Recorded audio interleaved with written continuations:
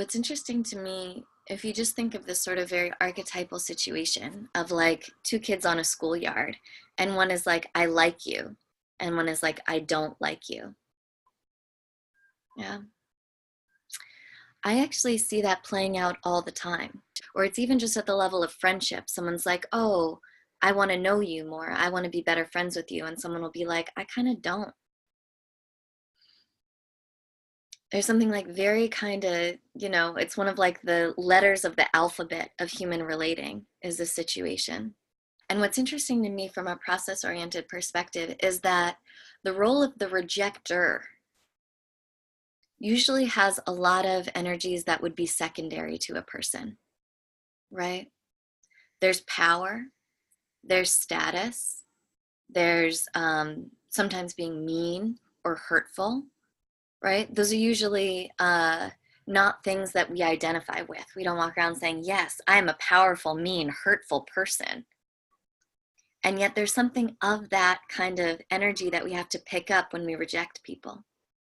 At the same time, I think that everyone who's ever rejected me, right? And obviously because it's a lower rank experience, I'm much more identified.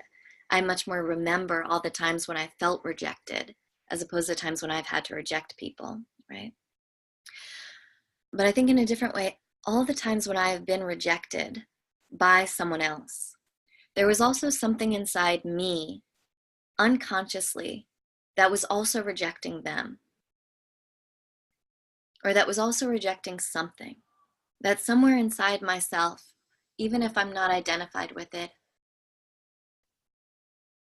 I was also saying no to them in some way.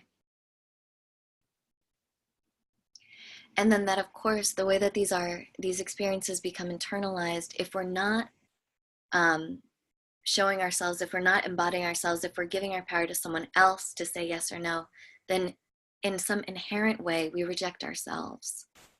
If I'm not letting myself live, or I let the energy of my erotic nature go through me in my life or through me in my relationships, then I'm also rejecting myself, even if I think it's the other person who's doing it to me.